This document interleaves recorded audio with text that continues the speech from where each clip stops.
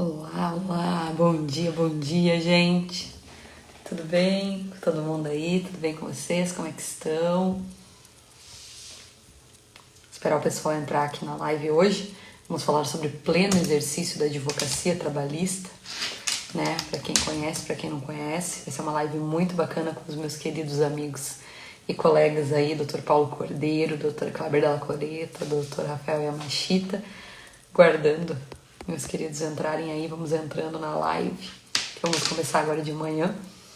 Tenho certeza que vai ser uma live muito, muito bacana. Me chamando aqui, o pessoal vai pedindo aqui para entrar.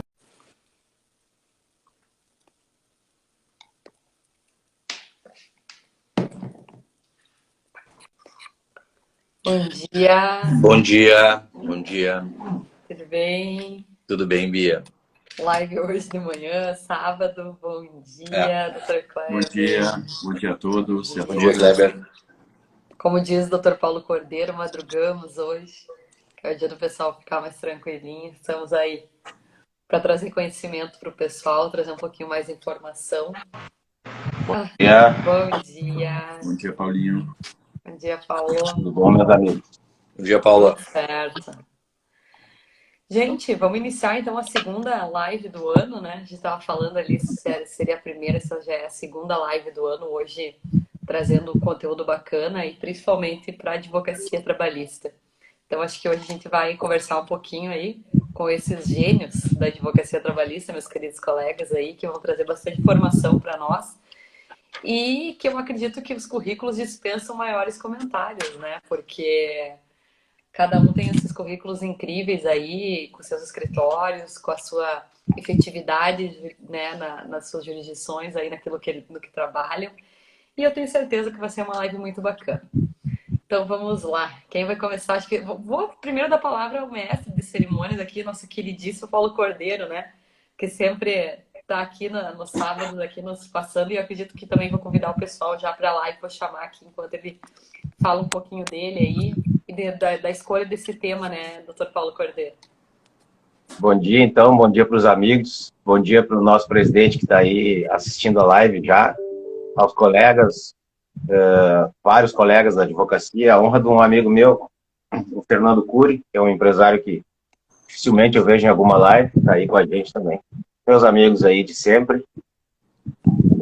Velhos guerreiros, não no sentido de serem velhos, né, mas de antiga amizade e labuta aí nos corredores dos tribunais e ordem e associações, né? Eu acho que o tema, ele está cada vez mais adequado, né, pessoal? Cada dia a gente vem sofrendo um enfraquecimento da nossa profissão, né? E isso é muito preocupante. Então, eu gostaria de começar essa conversa não por um tema mais amplo, assim, que diz respeito a duas frentes que a gente vem enfrentando aí, né? Uma delas diz respeito à essencialidade da nossa profissão. Eu acho que é a única profissão que é um artigo da Constituição Federal, 133, são os essenciais, né? A administração da justiça. Quando falo em administração da justiça, isso tem a ver também com o trabalho dos tribunais e tudo que rodeia a atividade jurídica, nós estamos dentro dessa essencialidade, né? Especialmente porque nós somos representativos. Então, a gente não fala em nome próprio, a gente fala em nome do jurisdicionado quase sempre. A não ser quando a gente está tratando de classe, e mesmo assim não é em nosso nome, é em nome da classe, né? E, por outro lado, e isso tem ligação direta com a dignidade que a profissão exige e necessita, né? E aí a gente observa que existe, além dos problemas estruturais e de políticas próprias, muitas vezes a gente acaba preso em política judiciária, né? Que tem a ver às vezes, com outras coisas. Eu não estou falando aqui só da Justiça do Trabalho. A Justiça do Trabalho até eu vejo que é a que menos afetada nesse ponto. E política judiciária, talvez eu esteja falando besteira, é bastante afetado, sim. Mas existe um certo ranço, né? Um ranço na questão de liberar alvará, um ranço no atendimento. O advogado, às vezes, é visto como alguém que está enchendo o saco do servidor, que está enchendo o saco do juiz, né? E não que está correndo atrás de um direito essencial do cidadão. Então, nós temos muito a trabalhar e eu queria daí já deixar uma provocaçãozinha, que é o seguinte, essa dignidade que nós temos, ela está relacionada muito à parte comportamental. E aí vai o meia-culpa dos advogados, nós realmente temos bastante problemas, talvez pelo inchaço da profissão, o excesso de estudantes de faculdades de direito, né, sem muito controle de qualidade, etc. A gente muitas vezes descuida da ética. E a prerrogativa é baseada pela ética. Eu sempre disse, desde que eu trabalhava com ética, que a ética é o pilar da prerrogativa. Não existe prerrogativa sem ética, porque, quando dizia o Homem-Aranha, né? Quando tu tem superpoderes, tu tem super responsabilidades, né? Então, a gente esquece muitas vezes, eu falo aqui como classe, tá? De forma geral, a gente esquece muitas vezes da nossa responsabilidade, do que nós temos que fazer como base para a atividade profissional, né? Para então a gente exigir a nossa prerrogativa, que não é nossa, é do cidadão. E elas têm que andar juntas. Então vai a minha provocação nesse sentido, e já dizendo que eu estou muito feliz de ver vocês aí, parece que a gente está presencialmente, são pessoas muito, muito queridas. Obrigada, Paulo. Obrigada pelo carinho aí. Acredito que já começamos muito bem, trazendo alguns temas polêmicos já, para a gente começar a falar aí. E vamos dar seguimento aí, Dr. Kleber. Fala para nós um pouquinho mais também sobre esse tema aí do pleno exercício da advocacia trabalhista. Bom dia, então, Bianca. Agora de forma, então, oficial. Bom dia, doutor Rafael. Bom dia, doutor Paulo. Prazer, né? Eu tive a honra de participar da última live da aba Rio e agora, então, da segunda aba de início de ano, então, da aba do Rio Grande do Sul. Isso nos deixa um pouco envaidecidos, né? Bom, eu vejo que tem entrado muitos amigos queridos aqui. Eu tenho medo, eu não estou enxergando bem, porque vocês sabem que eu uso lente, né? E aí eu tenho medo de ficar cumprimentando um a um, esquecer de alguém. Então, sintam-se todos abraçados e faço isso na pessoa de um grande irmão meu que a advocacia me deu, que é o Dr. Conrado, está nos acompanhando aí desde o primeiro momento, né? Mas estão todos, sintam-se todos abraçados. Eu já vi presidentes de OAB contemporâneos a mim, o Dr. Odimar entrando aí, a gente fica feliz realmente. Doutor Galia está aí também. Sabe, sim, eu vi o Dr. Galia, o Dr. Kidrick, bom, as pessoas, o Dr. Felipe Carmona aqui, também, já vi que entrou. A nossa estamos bem na foto, né? Nos deixa um pouquinho mais comprometidos, a gente tem responsabilidades aqui, né? Eu tinha pensado em nós separar essa conversa em 3 aspectos, né? Os aspectos pessoais e profissionais, que me parece que o Paulo já fez a introdução e eu vou seguir nesse momento, e achei que depois nós poderíamos pensar em falar alguma coisa em desafios na parte legislativa e ao final, de repente, falar sobre a questão judicial e do judiciário. Eu acho que, mas é a título de sugestão. Eu queria dar sequência sobre a fala do Paulo, que é mais uma fala voltada para a advocacia. Com relação a prerrogativas, eu confesso que eu fiquei muito feliz com a recente notícia de que o nosso presidente da OAB, nosso sempre presidente da OAB Gaúcha, será o presidente nacional da Comissão das Prerrogativas, Dr. Ricardo Breia, e isso me conforta. Me conforta porque eu, que ombreei com ele enquanto ele estava presidente da OAB, sei de toda a força e todo o empenho dele para defender a advocacia. Então, acredito que, com relação a prerrogativas, nós teremos um escudeiro à nossa frente, né?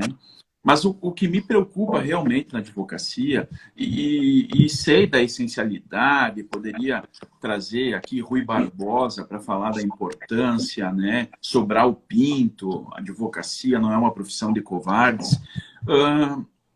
A questão de 10 dias atrás me preocupou muito uma fala de um colega da área civil, não vou expô-lo e nem fazer nomes aqui, quando num almoço ele olha para mim e diz assim, só tu vê glamour na advocacia.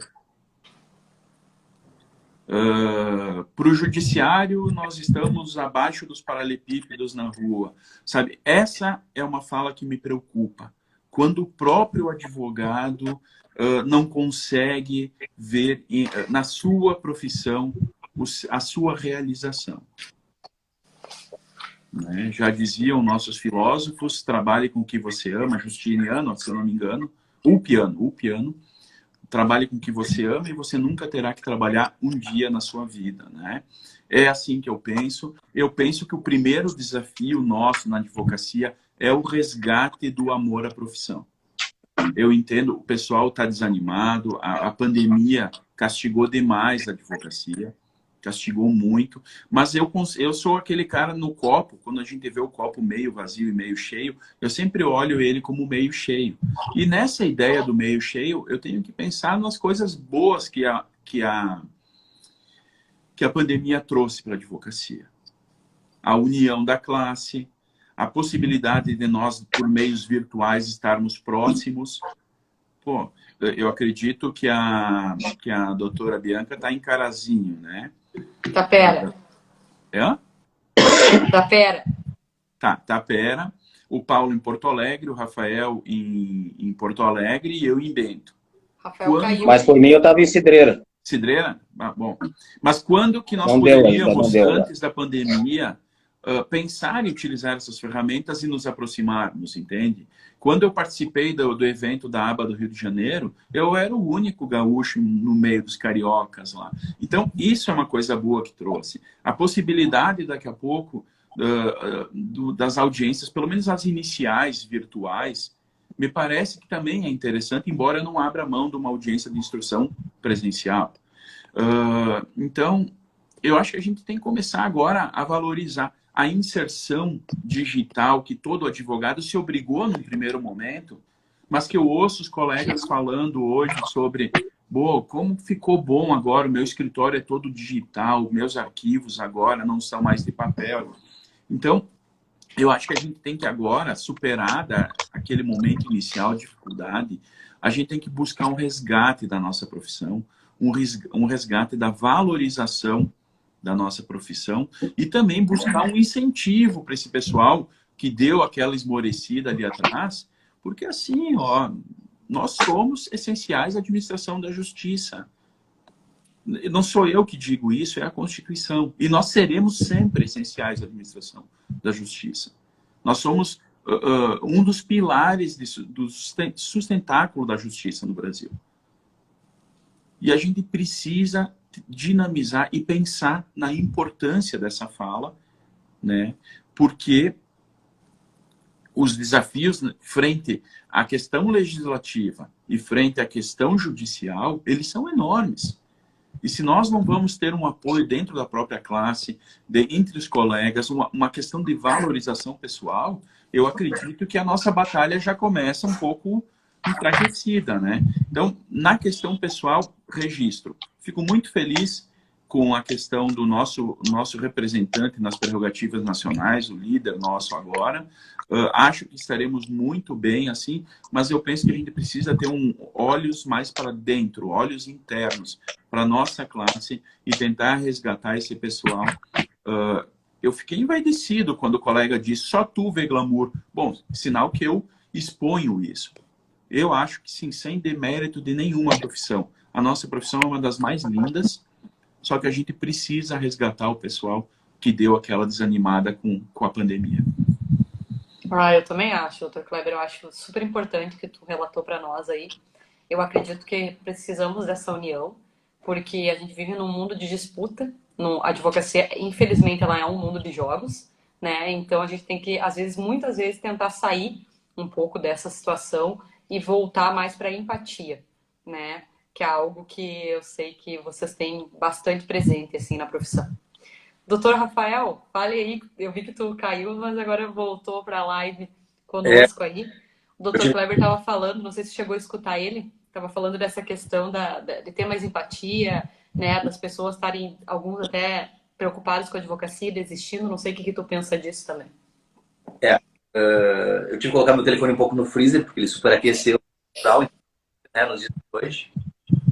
Porque eu estava carregando ele. Mas, na verdade, Bia, até vou te pedir que com o Kleber, com o Paulo, eu fale antes, né? Porque eles abordaram tudo que poderia ter falado e com a sobra absolutamente nada dá para eu acrescentar, ou até uma certa eu ficar como última fala. Mas só acrescentar. Oi, pessoal, voltando aqui.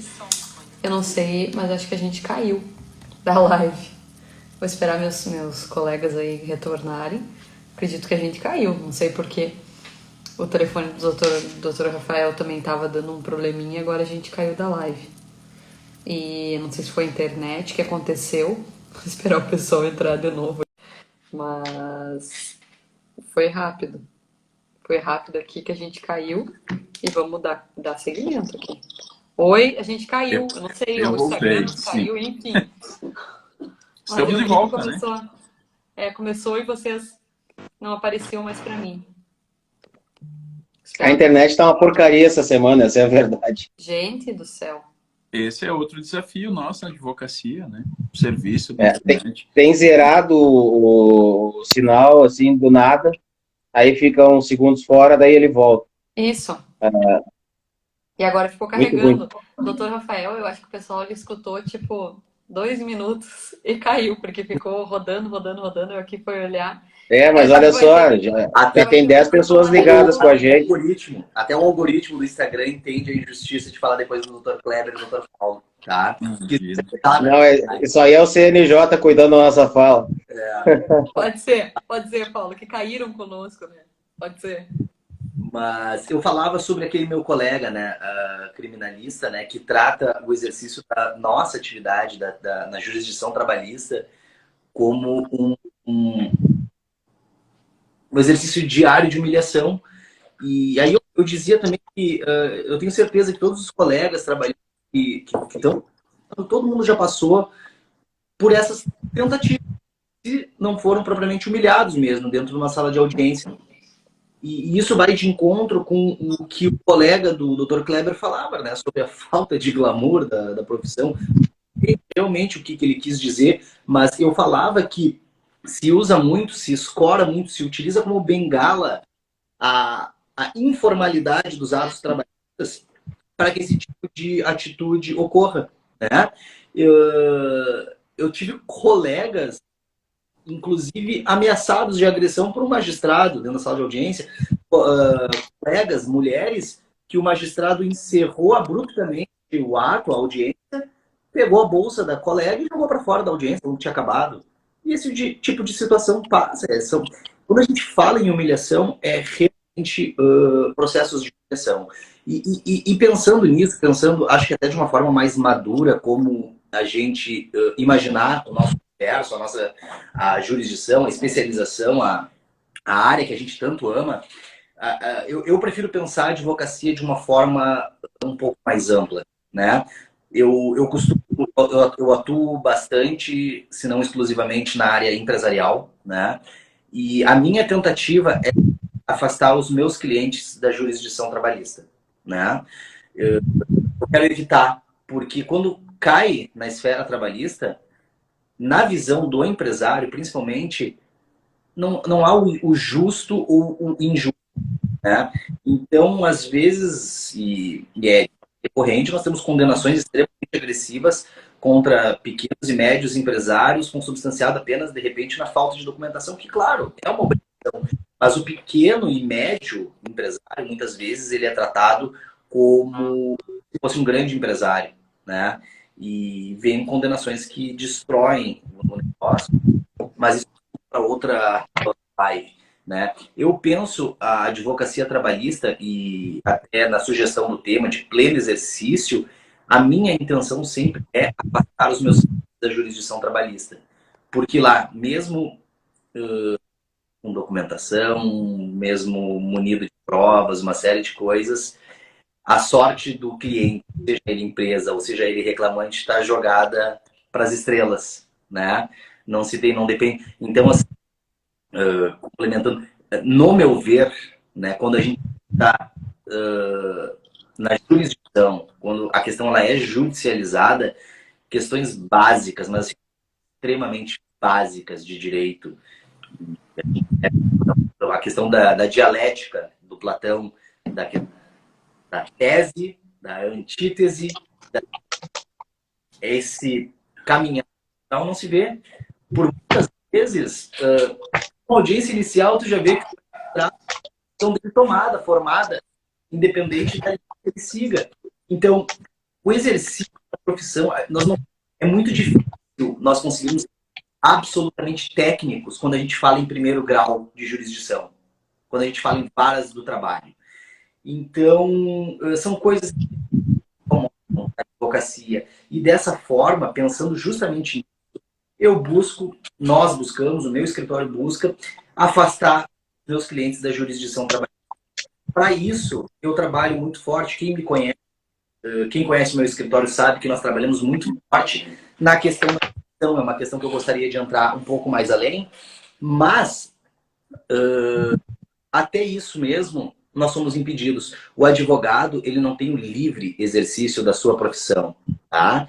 E isso, pasmem, colegas, nós não temos, porque uma resolução de 2016, né, elaborada pelo Conselho Superior de Justiça do Trabalho.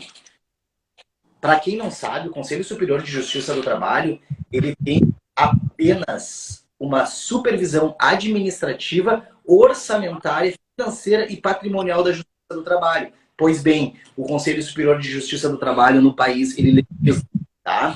E nessa legislação criada, nessa resolução criada, nesse absurdo, ele impede o advogado trabalhista de mediar conflitos. O advogado trabalhista, ele não pode trabalhar de forma consultiva. Ele pode trabalhar apenas com a intermediação da Justiça do Trabalho. Indo um pouco mais além, numa conversa com um grande amigo meu, magistrado do trabalho, conversando justamente sobre essa temática, ele fez um comentário assim: Rafael, e quem disse que a Justiça do Trabalho quer menos especialização? Tá? É um ponto que a gente tem que pensar. Tentei me fazer a altura dos colegas. Eu sei que é difícil, Bia, mas... É difícil porque eu vi bastante comentário aqui no chat disso que tu falaste, inclusive advogados e reclamantes também, aqui, claro, trazendo essa questão. E ela o Thiago trouxe um paradoxo ali bem interessante, né?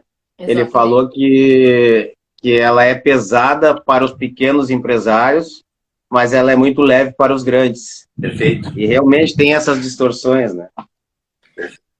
E um ponto que eu acho que a gente pode também tocar aqui, se a gente não cair de novo aqui na live, mas acho que é bem importante a gente falar, que é a questão dos acordos, né? Que eu acho que a gente não consegue, eu não sei vocês, mas aqui no interior do Rio Grande do Sul, pelo menos a maioria, tá? Não vou falar de casos concretos, mas a maioria dos processos não se consegue homologar. Porque existe uma desconfiança, porque existe uma insegurança do juízo que talvez seja fraude. Mas eu sempre digo, quando eu faço um acordo extrajudicial com alguns colegas, eu primo pela realidade. A gente faz justamente para evitar o litígio, para a gente conseguir um acerto. E eu vejo que isso ainda não é visto com bons olhos, apesar de estar lá na CLT, né, agora, com a nova reforma, e mesmo assim a gente não consegue homologar. O juiz entende que não homologa e ponto final. Queria que vocês falassem um pouquinho sobre isso, acho bem importante. Deixa eu começar a passar vergonha. Depois... Tá, Bianca, sabe que com relação a isso, eu tenho experiência dos dois lados, vamos dizer assim, né? Eu tenho uma função institucional que eu sou julgador do Tribunal de Ética, né? E no Tribunal de Ética já passaram por mim processos éticos de lides simuladas. É essa compreensão que o magistrado ele tem que ter. Se ele desconfiar de alguma coisa, ele tem um órgão que não é um órgão consultivo, é um tribunal. Ele remete para a OAB e manda a OAB investigar. Agora, não homologar porque tem uma insegurança. Pô, insegurança que a gente convive todo dia. A insegurança, já que o doutor Rafael entrou na questão também de falar de legislação, né? Que é o meu segundo ponto anotado aqui. Vocês devem estar acompanhando a questão da Lei 14.151, se não me engano, a da gestante, né? Que tem que ser afastada. E agora, então, está para a sanção presidencial essa questão. Porque vão mudar a lei, né? Permitindo que a gestante trabalhe. Fui dar uma olhadinha nos projetos ali. A Lei 14.151, ela é de maio de 2021. O projeto que altera ela e permite a gestante trabalhar, ele é de junho. 15, 20 dias depois já entrou o modificativo. E aí o juiz quer dizer que ele tem insegurança com um acordo feito entre dois advogados. Imagina a insegurança que eu tenho com o cliente. Bom, primeiro, foi dito com sabedoria pelo Tiago, se não me engano aqui, da questão de ser brando para os grandes e atacar muitos pequenos. Para uma empresa que tem dois funcionários, ter uma gestante afastada pela Lei 14.151, mesmo que ela tenha todo o quadro vacinal completo, é um problema. Porque se a gente for olhar agora a justificação desse projeto modificativo, que adentrou ao Congresso Nacional 20 dias depois da lei aprovada, eles dizem lá, no entanto, a opção do legislador poderia ter sido melhor ajustada. Quem está falando isso é um legislador. Né? Se a empregada gestante não puder realizar seu trabalho de forma remota, não parece justo atribuir os custos de sua remuneração ao empregador, que é o que acontece. Gente, será que ninguém teve essa empatia quando publicaram a lei? Ninguém pensou que era o governo federal que deveria ter assumido esse problema? Porque está quebrando as empresas pequenas. Então, quando a gente fala nessa insegurança, eu gosto de ampliar isso. Nós vivemos numa situação que a gente não consegue dar, muitas vezes, um parecer definitivo para um cliente. A lei entrou em vigor em maio e o modificativo dela já era em junho. Como é que tu vai dar uma segurança? Claro, levou até fevereiro para ir a sanção. Está lá agora concluso para o sancionamento, né? E vai passar sim, se não tiver possibilidade. O modificativo diz isso. Se não tiver possibilidade de trabalhar, então ela vai entrar no benefício aquele do governo. O governo federal vai pagar o salário dela. Me parece extremamente injusto. Agora está muito fácil, durante a pandemia, se criar legislação no Brasil. Tu deixa estourar no empresário e depois que a economia começar a ter dificuldade, então aí o governo federal vem e auxilia. Eu acho que a insegurança ela é uma questão muito maior. E defender que dois advogados devidamente habilitados na OAB, cada um representando o seu cliente, poderiam estar defendendo uma fraude em desfavor de uma das partes, tu tem como identificar isso e tu tem como mandar para a OAB. Essa pessoa vai ser punida se fez isso.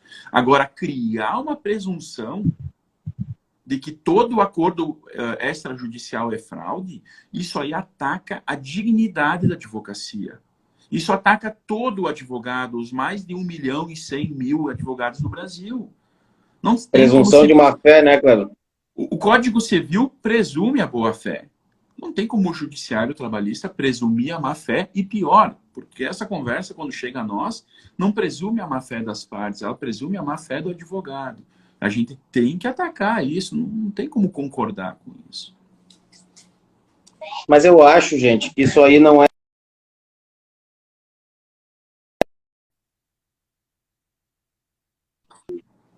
Quando a Bia trava, a gente cai.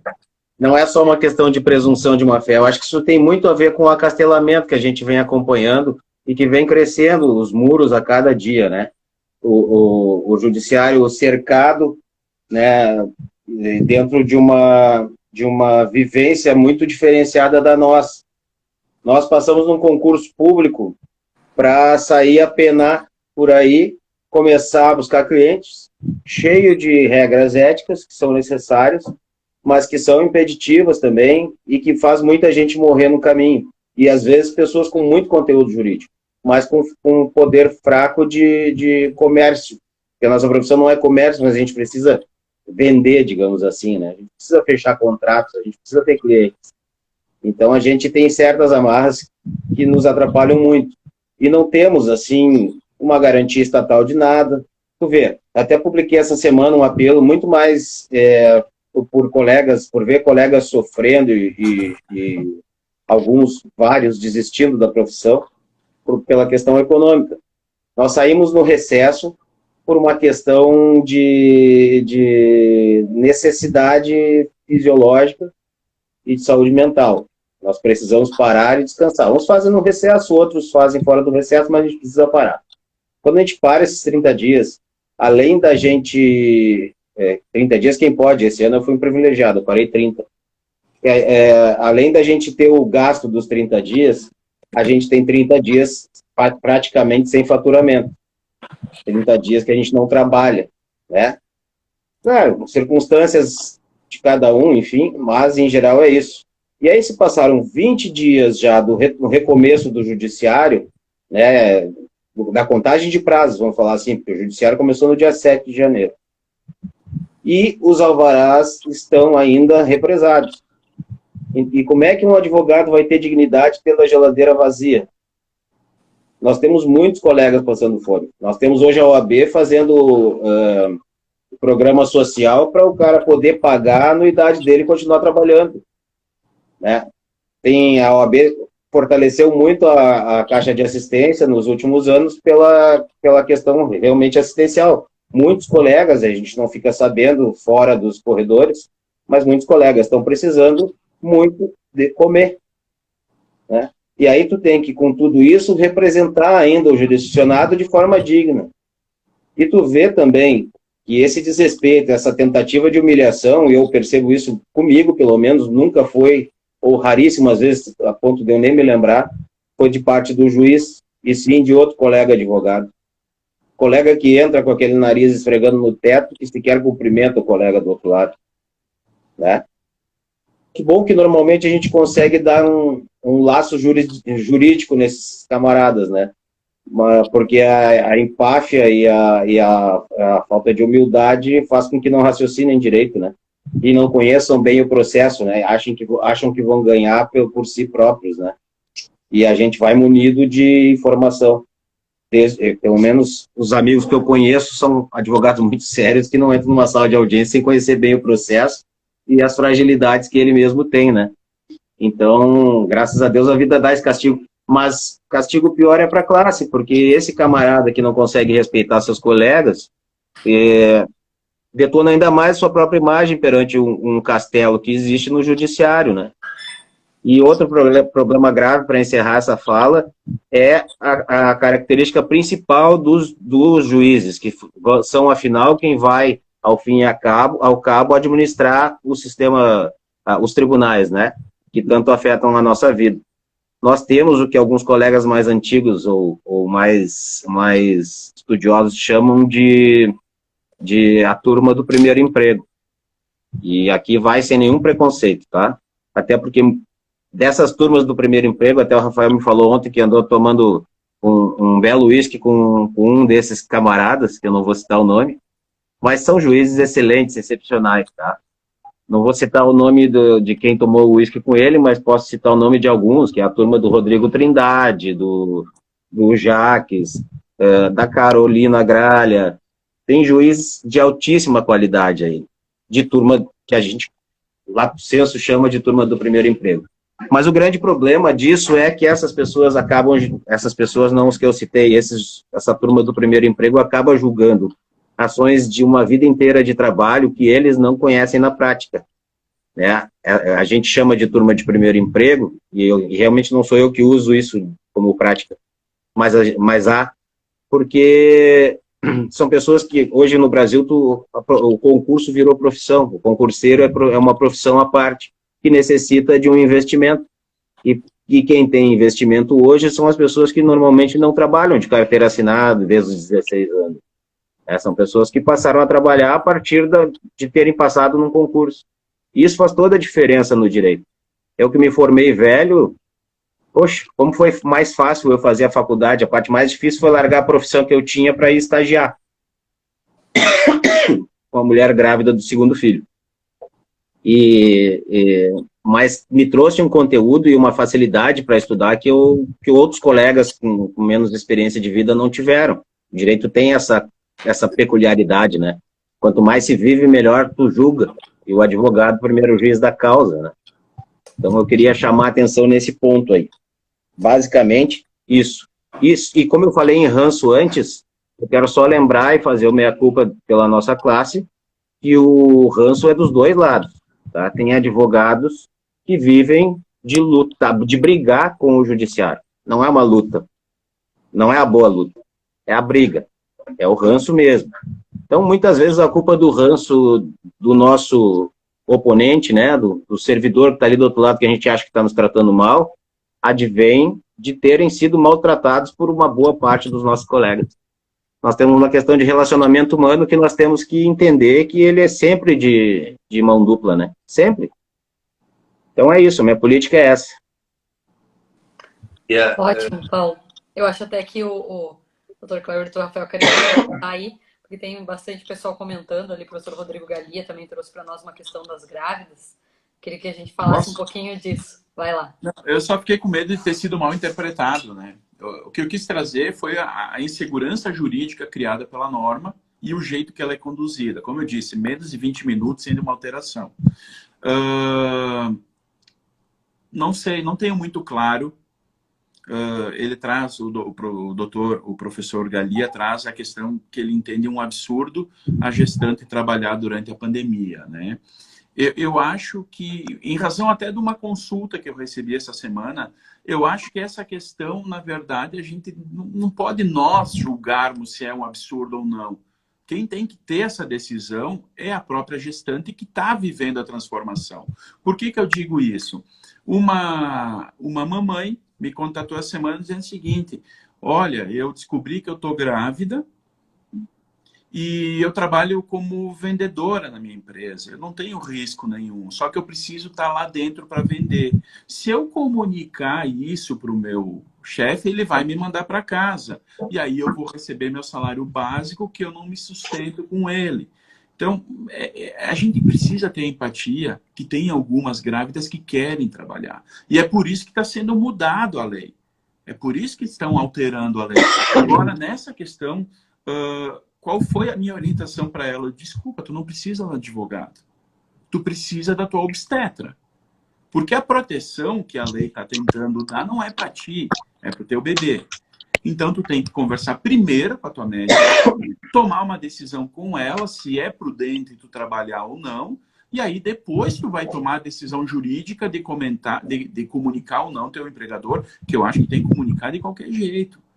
Agora, a minha insurgência em específico com a legislação, com a 14151, é a seguinte: se tu tá tirando uma profissional de dentro do trabalho através da legislação, pelo simples fato de estar grávida, que é um fato, né?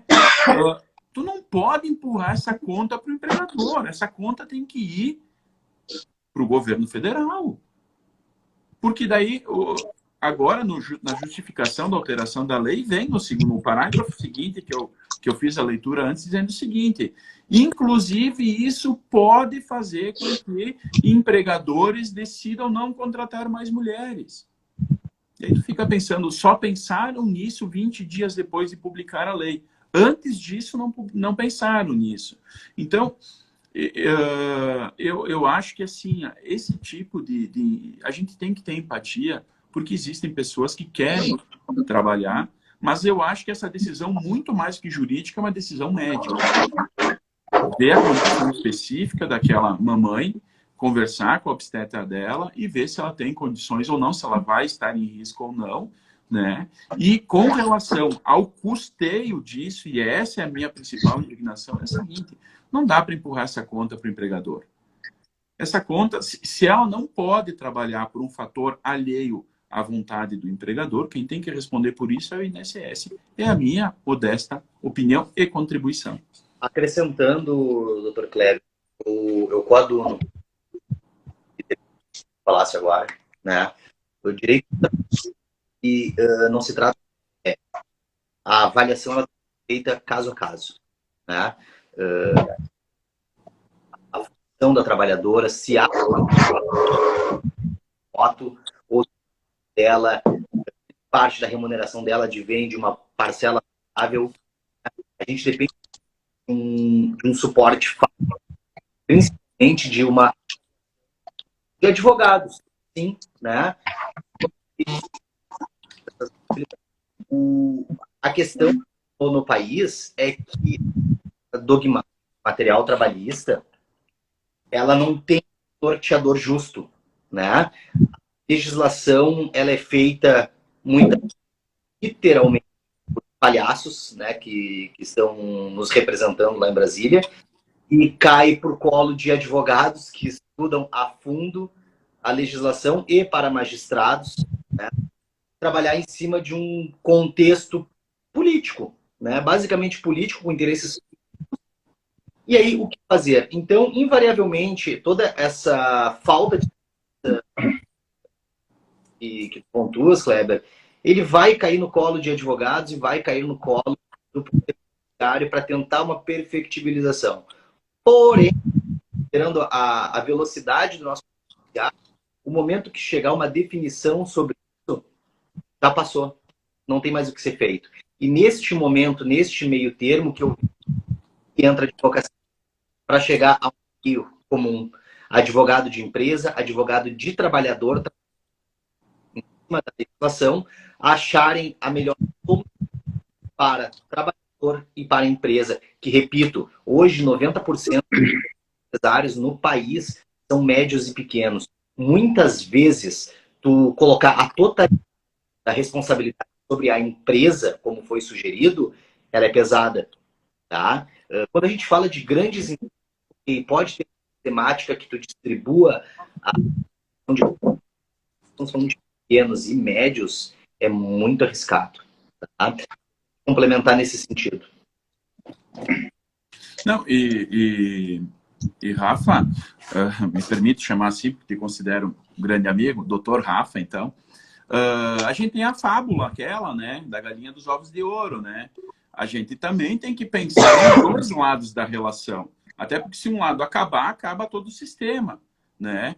Lembra na fábula o que aconteceu quando mataram a galinha, né? Acabou os ovos de ouro. Então, assim, ó, a legislação ela tem que ser criada no Brasil com mais responsabilidade. Tem que pensar, porque assim, ó, a gente falando num grupo internacional, numa multinacional, isso não vai alterar em nada a realidade da vida daquele grupo de pessoas.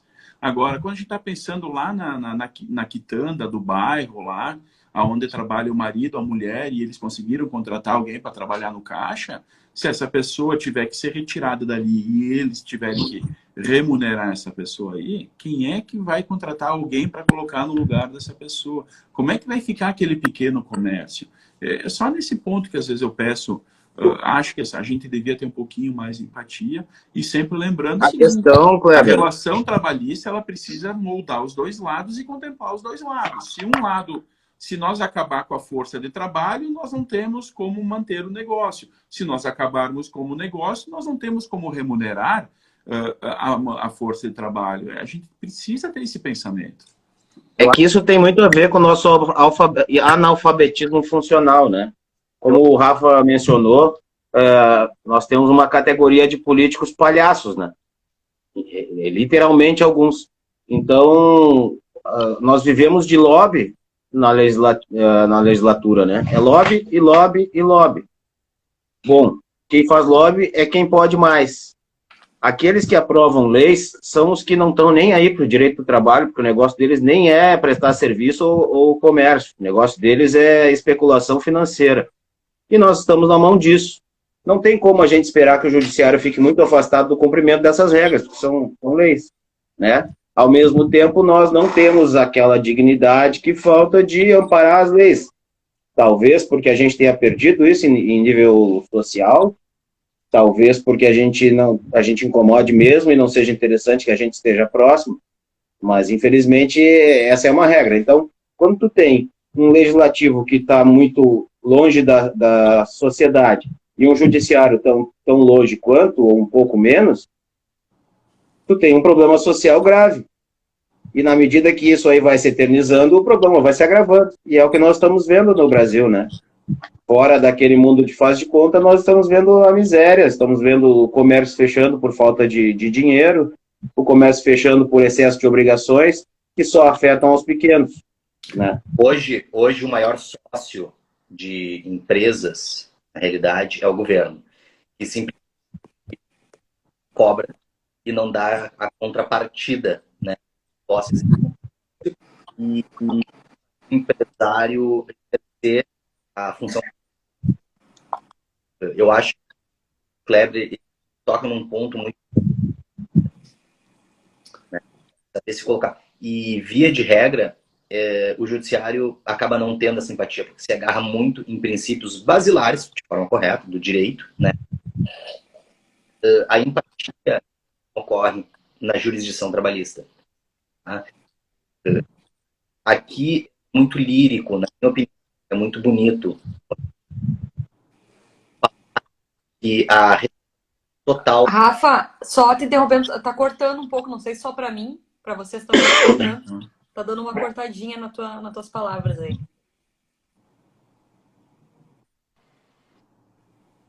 Coloquei no 4G agora, Bia. Melhorou?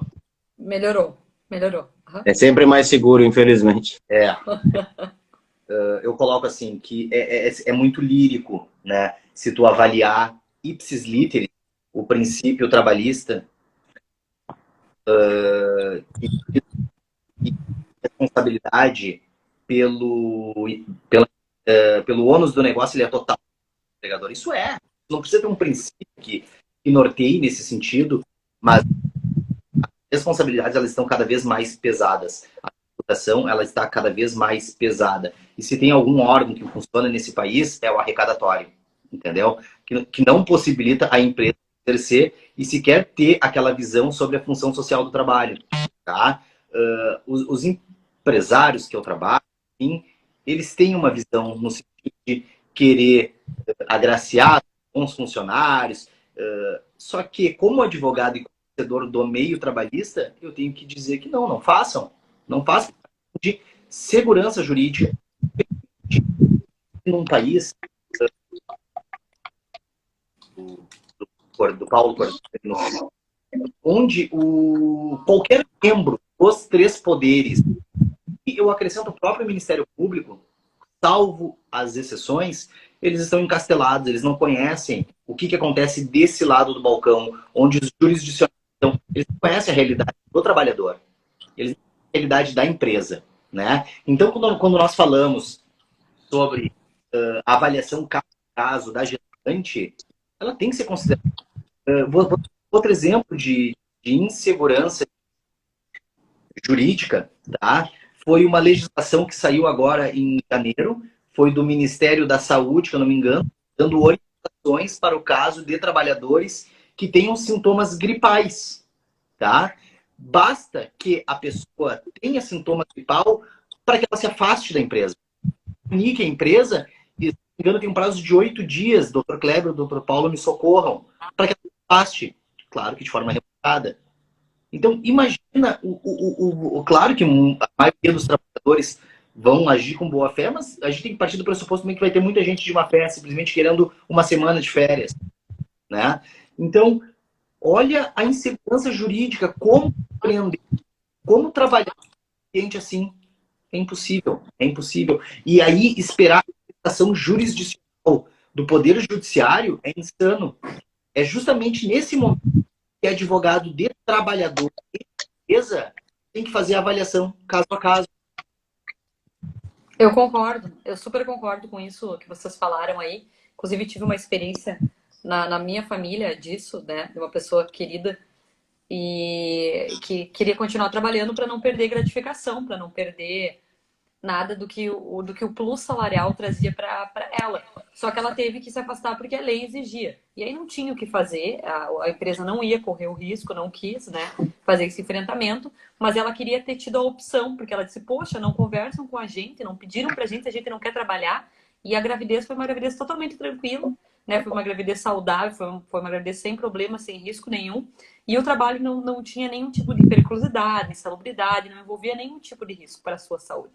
Então, justamente isso que a gente tem que avaliar. Então, eu acho que tem que parar de ser genérico e começar a avaliar cada caso a caso para que a gente consiga cada vez mais ter fundamento e argumento jurídico para solucionar os casos. Minha opinião. Aí. Eu só acho um pouco ruim a gente falar de gravidez, porque o meu tempo já passou, eu não me lembro mais, mas tem alguém aqui no grupo que não para de engravidar o tempo todo, né? Então, esse assunto está muito latente, eu acho. Pois é, dois ou um, hein, Paulo? Tá falando de Eu não duas sei. pessoas? Eu não. Aparece um, mas às vezes vem dois, três juntos, né? Ah, ai, ai, ai. Rafa, não tô te Gente, ouvindo. O Rafa agora Tu aprendeu tem, a silenciar. O Paulo ne- não ne- aprendeu a silenciar o microfone, viu, nesse, Paulo? É. Nem mexe pra não cair. nessa seara de filhos, Paulo, tu tem que explicar para quem que tá direcionado, tá? Porque, Ah, sim, né? porque aqui, se for contabilizar, tem um time de futebol de campo, né? De filhos, nessa live, né? Sim. É. Tá, então, então, né? Não, eu tava me dirigindo eu falei em ranço antes, né? Mas muito por um sentimento de vingança de uma pessoa que, sabe, promete vinho para os outros, vem a Porto Alegre, se reúne com o Paulo errado e leva vinho. Tu vê, Paulo, Eu né? não quero ficar falando essas coisas. eu A ganhei gente vinho, fica tá? Só pra... esperando que o... Começou a discórdia na live A, agora, pessoal. Agora Começou a vir para de fora novo, toda aquela mágoa. a gente advocacia fica começou esperando que os amigos venham prestigiar o lançamento de um livro, afinal, né? A gente sabe como é difícil publicar um livro nessa realidade do Brasil, né? E aí o amigo não vem e fica cobrando que quer receber um vinho em casa. Não, tu vem tomar um vinho comigo, né? Mas, pessoal, É verdade, eu não pude ir mesmo. Mas pra a gente gente, evoluindo pra nesse... gente Só para seguir complementar minha aqui... fala, me perdoa, Kleber, só para complementar a Sim, fala, que... desculpa. não, era só para finalizar mesmo, que eu vejo, quando a gente fala em pleno exercício da advocacia trabalhista, eu vejo que o advogado, ele se insere exatamente neste momento, que é o da insegurança jurídica para fazer interpretação e não esperar a prestação jurisdicional, não esperar o judiciário dentro da velocidade que ele tem, né? O que ele deveria fazer, né? Nós temos aí hoje diariamente as desculpas, sempre que o Paulo deu o exemplo lá no começo sobre a questão dos alvarás, né? A primeira coisa que eles falam, olha, é baixo efetivo, estamos sem colegas, enfim. Então a gente sabe da realidade, a gente sabe do corte de orçamentos da Justiça do Trabalho. Então nós, advogados, vamos fazer o quê? Esperar a Justiça do Trabalho se manifestar? Esperar o Ministério Público se manifestar? Acerca de uma legislação pífia, podre, que foi criada? O advogado ele tem que entrar justamente nesse momento. Advogado de empresa e de trabalhador, para negociar condições para os jurisdicionados que tragam, sim, a segurança jurídica. Porque só com segurança jurídica a economia vai alavancar. Senão não vai ter empresa, não vai ter empregado. Perfeito. Eu acho que é Eu nem isso. vejo esse negócio de advogado de empresa e advogado de trabalhador. Eu faço os dois lados. Tenho muito mais o lado do trabalhador, mas eu gosto muito mais de trabalhar pro lado da empresa. Então, eu acho que o nosso trabalho é técnico. A gente vai conforme a nossa demanda, sabe? Eu acho que essa divisão não poderia acontecer tanto, assim, politicamente, sabe? A advocacia trabalhista é uma só. Ela não é dividida, né? Como às vezes as pessoas querem fazer. E já nos encaminhando para o fim, queria ouvir aí a dica de ouro desses queridos colegas aí, para a gente tentar exercer o pleno exercício, né, da nossa advocacia trabalhista aí. Queria que cada um aí, já encerrando a nossa live, concluísse o que podemos fazer para a solução, já que a gente trouxe tantos problemas. Na verdade, Bianca, me desculpem os colegas eu tomar a frente, que aí eu fecho minha pauta aqui com o último tema que eu queria falar, né? Que é a contribuição do ativismo judicial para a insegurança jurídica, né? E aí eu consigo, talvez, não sei se é a dica de ouro, mas eu penso como todos nós devemos trabalhar. A gente precisa trabalhar no sentido de buscar uma estabilização da jurisprudência. Eu vocês... concordo plenamente. Eu acho que quem tem que acabar com a live hoje é o Dr. Kleber. Então eu sugiro que a gente inverta a ordem da inicial lá, né? Para eu não passar vergonha. Então o Paulo complementa. O Paulo acho que até imagina o que eu vou falar, né? Eu gostaria de trazer a baila. Eu bato muito forte nisso. Na aba existe um projeto para que eu comece a trabalhar justamente a questão de mediação e conciliação na Justiça do Trabalho. Então eu queria trazer para os colegas que nos assistem que em 2015 houve uma inovação, não foi elaborada por palhaços, graças a Deus, mas houve uma inovação legislativa no país que foi inserida no nosso ordenamento, a lei da mediação. A lei da mediação, a bem da verdade, a mediação ela é prevista desde a Constituição de 88. Ela está no preâmbulo da nossa Constituição, quando ele fala em solução pacífica de conflitos. nós temos maturidade suficiente para não judicializar todas as nossas demandas. Isso em 2015 veio a lei da mediação. Em 2015, de igual forma, foi trazida dentro do novo CPC qualquer possibilidades, tá? Novas possibilidades de mediação. Em 2016 veio o Conselho Superior de Justiça do Trabalho e disse que advogado trabalhista não é mediador. Essa figura do mediador na Justiça do Trabalho está adstrita a servidores e magistrados do trabalho. Inclusive, servidores e juízes do trabalho que são inativos, desde que comprovados que não exercem a advocacia, podem ser mediadores. Ou seja, a advocacia é o câncer. A advocacia não pode mediar. A advocacia não está habilitada a exercer a plenitude da sua atividade. Tá? Por quê? Porque o Conselho Superior de Justiça do Trabalho assim determinou. Só que nós, colegas, advogados trabalhistas, deixamos isso passar porque nós estávamos na luta contra a reforma trabalhista. E essa resolução passou. E nós não vimos. Ela impede o exercício pleno da nossa atividade. Tá? Então, o que nós temos que lutar, sim, é contra essa resolução.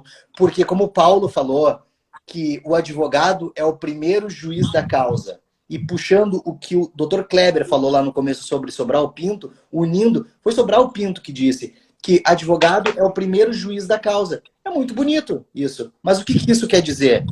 Ele quer dizer que se nós somos os primeiros avaliadores da situação, do suporte fático?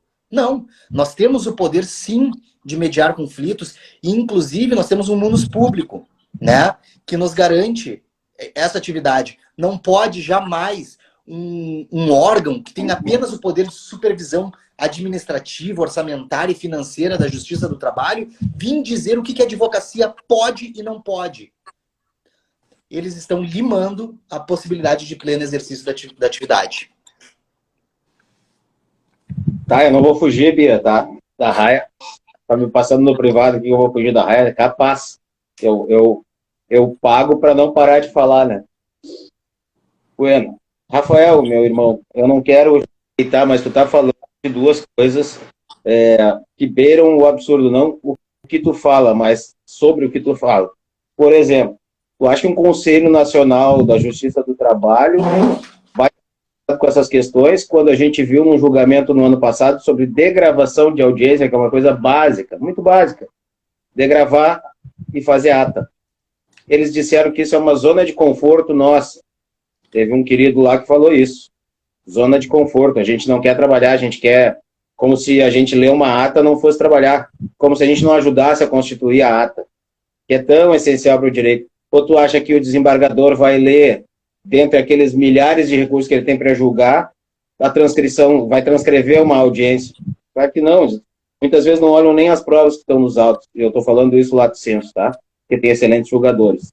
Sem puxar saco de ninguém. Tem, né? A gente sabe. E tu falou em Constituição. Constituição é demodê, meu amigo. Nos tempos atuais, a Constituição não importa muito, né? Então, realmente, a gente fica, às vezes, nesse paradoxo, assim, nessa distância grande da realidade com o mundo ideal. Mas, assim, a gente não pode adotar um discurso pessimista, né? Porque senão a gente perde a força para continuar batalhando. E a gente, quanto mais a gente batalha, mais a gente vai virando modelo para outros colegas, né? E então a gente tem que continuar fazendo esse tipo de coisa que nós estamos fazendo aqui, reunindo bons nomes para conversar sobre advocacia, inspirando algumas pessoas, eu acho, com certeza, especialmente falando da Bia, né? Que tem que ter uma beleza entre nós aqui, né? Porque senão fica difícil. E aí eu já quero provocar também que lá na aba, na nossa comissão de trabalho, a gente tem feito vários projetos, e um deles está sendo lançado esse ano, devemos estar lançando essa semana o edital do livro Casos... Como é que ficou o nome, gente? Como é que ficou na votação?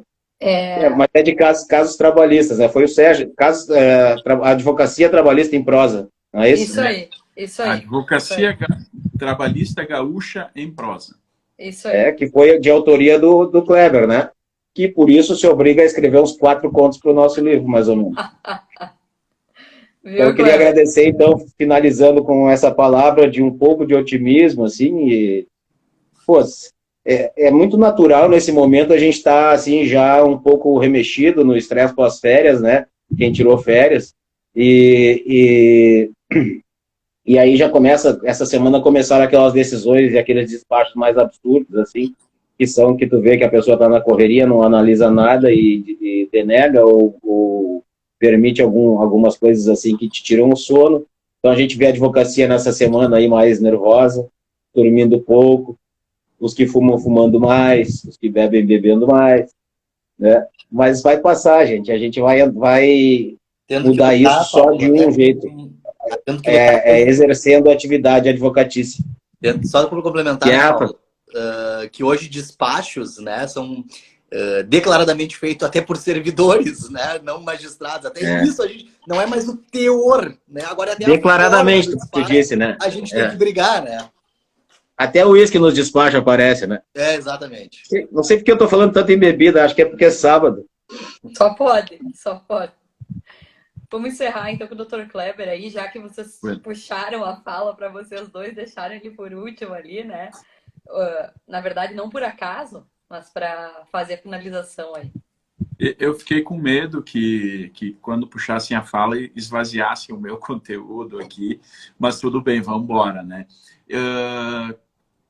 Sobre o que o Paulo disse, o pessoal preocupado em férias, eu confesso que eu estou precisando tirar férias das minhas férias, porque esse ano minhas férias foram...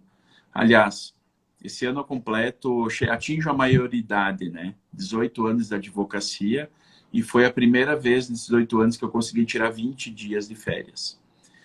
Nesses 20 dias de férias, fiquei estudando, então, no fim, eu preciso de férias das férias agora, porque o trabalho de estudo, ele pode ser cansativo tanto quanto o nosso ofício tradicional, né? Eu não... Voltando à provocação da doutora Bianca, não sei se seria uma dica de ouro, mas o que me preocupa muito para que a gente possa realmente ter uma normalidade é combater o ativismo judicial.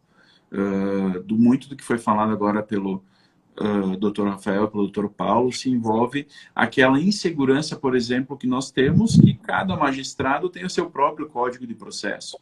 E a gente sabe que de uma vara trabalhista para outra há uma abissal diferença de condutas, de procedimentos, e que talvez a gente também deveria trabalhar quanto a isso para que isso não ocorra. É meio absurdo tu ter que ligar quando vai fazer uma audiência numa comarca que não conhece, tem que dar uma ligada antes para perguntar como é que é o procedimento daquela vara, quando tem uma lei maior que diga isso. E essa semana que passou, e ainda falando de ativismo judicial, a gente sabe daquela decisão que prejudicou muita gente no Brasil e favoreceu uma outra casta, né? Que foi a questão da decisão do STF no ADC 58, né? Acompanhando a Comissão de Processo e Trabalho da ABA do Rio de Janeiro, foi publicada uma decisão no agravo de instrumentos, se não me engano, monocrática, onde o ministro admitiu a acumulação da Selic com juros moratórios. Isso contraria absolutamente a decisão embora deve ter sido uma questão bem pontual, eu ainda não tive tempo de examinar a decisão, isso é uma das coisas que não pode mais acontecer. Porque hoje o advogado faz o quê? Chama seu cliente e diz o seguinte, olha, houve uma decisão lá no STF e tu não tem mais juro na tua ação.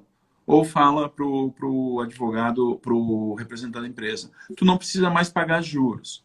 E aí vem uma decisão do ministro que agora certamente vai servir de fundamento para muitos pedidos, né? Mesmo que o contexto não seja o mesmo, e vai se tentar fazer com que daqui a pouco aquela decisão, não diga vire majoritária, mas que ela provoque modificações em alguns processos pontuais. Isso vai gerar uma nova insegurança, né? Pensem no cliente que ganha e no cliente que não ganha. Como é que tu explica para os dois que um conseguiu e o outro não? E quando se há essa condição do que eu chamo de ativismo judicial, do magistrado, daqui a pouco, ou não buscar uma estabilização da jurisprudência, ou não buscar o fundamento na nossa demodé, como disse o Paulo, Constituição, a gente contribui para a insegurança. E eu acho que saindo da pandemia, que é o desejo, embora essas novas variantes aí, né?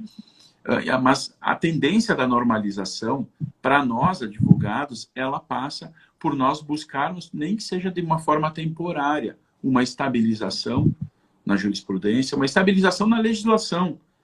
Porque a gente sabe que já está voltando um novo projeto para tentar modificar de novo a CLT. E isso não é o momento agora. A gente tá sendo uma crise sanitária. A gente não precisa de uma nova crise judicial agora, no judiciário. Então, me parece que o trabalho hoje principal deveria ser um pensamento de estabilização de jurisprudência para a gente poder ter um pouco de segurança e visualizar o futuro, tá? Porque a gente não pode contar que o nosso legislador vai fazer esse trabalho por nós, vai pensar nisso por nós, né? Então, penso que a fala final ela é de trabalho do advogado. Infelizmente, não é receber alvará, não é alguma coisa que poderia nos agradar, tomar uísque, né, Paulo? Mas eu acho que a fala que a gente tem que ter hoje realmente é que a gente vai seguir trabalhando e talvez o que esteja faltando um pouquinho hoje para o advogado trabalhista é tirar aquele ranço de eu sou advogado de empresa, eu sou advogado de trabalhador. E pensar o seguinte, eu sou advogado trabalhista. E eu preciso trabalhar para o direito do trabalho, seja a quem ele vai defender na situação pontual. Mas a gente precisa blindar a ciência do direito do trabalho muito mais do que os interesses pessoais que envolvem uma relação jurídica, né? Dito isso, agradeço a oportunidade, me coloco sempre à disposição, deixo um grande abraço para a doutora Bianca, o doutor Paulo, o doutor Rafael, todo o pessoal que nos acompanhou aí, e bora, final de semana, né? Vamos aproveitar, descansar um pouquinho, recarregar as baterias. Abração, meu irmão. Abração, irmão Rafael, a querida Bianca, uma grande amiga também. E assim, ó, só para finalizar o que o Kleber falou, então, em vez de ranço, vamos para dentro das associações, vamos para dentro da nossa casa, a OAB, reclamar lá dentro, parar de encher o saco nas redes sociais, como eu faço, mas é que eu reclamo lá dentro também faço propositivo, né? Mas vamos lá para dentro, vamos participar e vamos nos ajudar a criar essas coisas que a gente precisa para nossa classe e para o nosso jurisdicionado. É isso aí. Obrigado pela oportunidade, Bia. Obrigada, gente. Tá excelente. Acho que o tema para a nossa próxima live talvez sejam projetos aí de lei que a gente consiga instituir para a gente começar a brigar de verdade, né? Que nem diz o doutor Paulo Cordeiro, né? Doutor Kleber, doutor Rafael, sair.